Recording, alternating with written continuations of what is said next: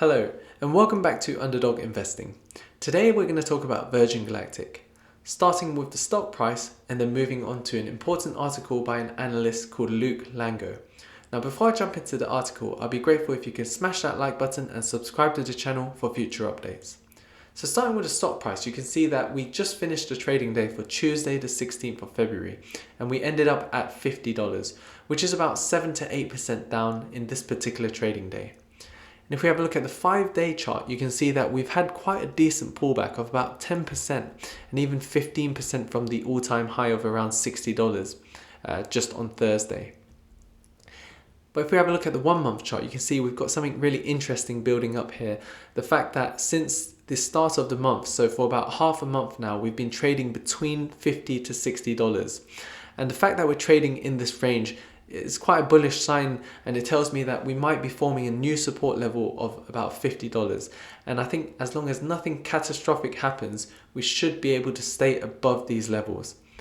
And just quickly touching on the 6-month chart, you can see that we've had a massive run up and we're still up over 200%.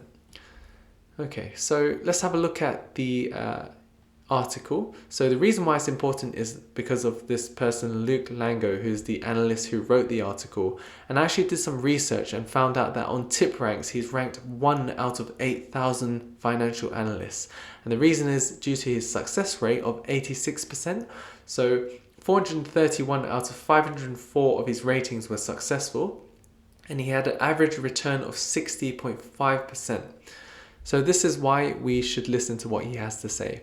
So I'm just going to go through the important points of this article, starting with the thing about ignoring the noise. Okay, so Virgin Galactic stock has been trading with significant volatility all month long, with the moves being driven by test flight updates from the company. So if you remember, just last week we had news about a potential flight between Saturday and Sunday, and then the stock went up like crazy. And then the following day we had news from the Virgin Galactic Twitter telling us that there were some technical issues, so there had to be some slight delays, and then you saw the stock tank. And since then we actually haven't heard anything about the test flight, so that's why we actually traded downwards today. And there's been a lot of short-term volatility, so what he's saying is let's try to ignore this noise. He goes on to say that the volatility makes sense for space. After all, test flights to Virgin Galactic are what earnings reports are to other companies.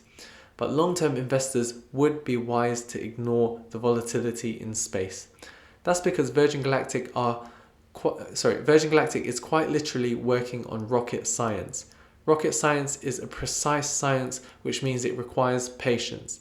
Delays are par for the course because you have to get everything 100% right, and any error could therein result in significant damage, or worse, injury or loss of life. Okay, so what he's basically saying is let's just try to ignore the short-term fluctuations and volatility involved in this stock.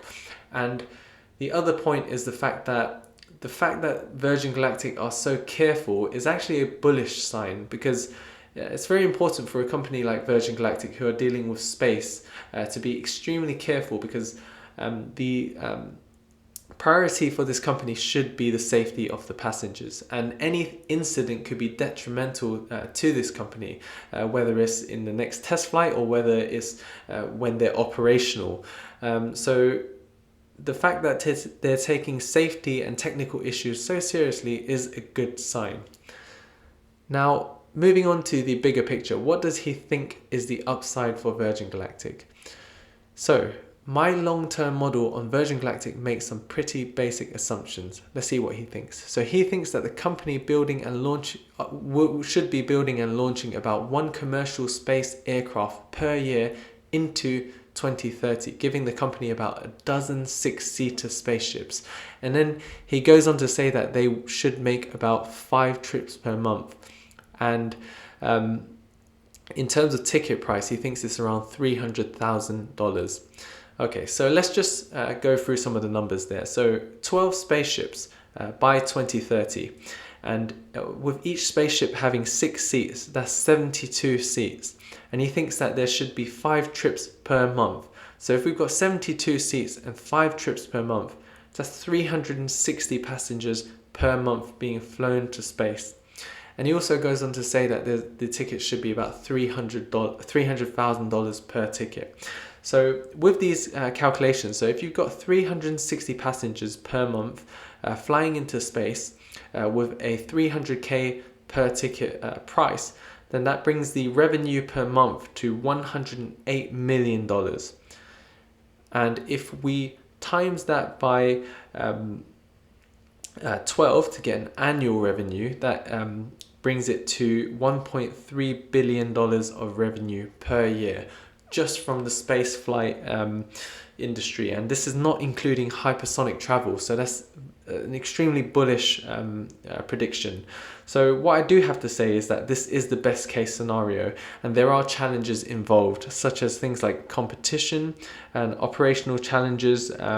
So would they be able to fly passengers out consistently? There might be some issues in terms of weather delays, etc., and whether or not they're able to actually build one spacecraft per year, and whether or not they have enough spaceport, actual physical space to actually fly these spacecrafts into space. So yeah, there's a few challenges there, but as you can see, he's quite bullish. And actually, so in grand total, so Luke's modeling suggests that Virgin Galactic has an opportunity to reach over $5 in earnings per share by 2030. And based on a 25x forward earnings multiple and an 8% annual discount rate, that implies a 2021 price target for space of nearly $70. So $70, I think that's actually very achievable, considering the fact that we're at around $50 now, and we've still got some major catalysts coming up, such as the potential successful test flight, which I think is likely to be soon.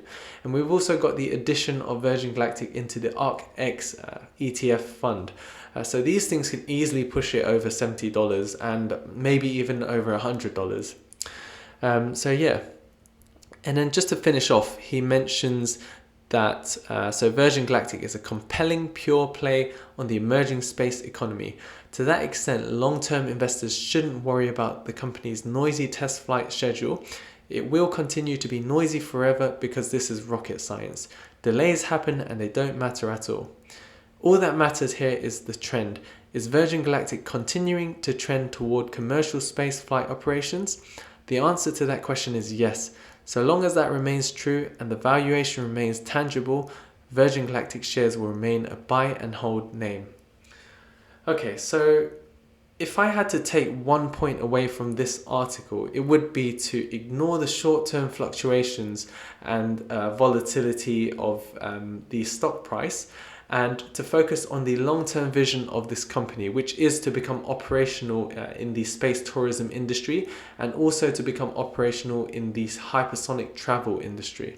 And I think as long as we can as long as we can focus on these things, I think we're better equipped to ignore the short-term fluctuations, and we will be rewarded handsomely, I think, for this. So that's the end of the video. If you enjoyed it, please do smash that like button and subscribe to the channel for future updates. I'd love to hear your thoughts in the comment section down below, and please share this video if you found it useful. Thank you so much, and I'll see you in the next one.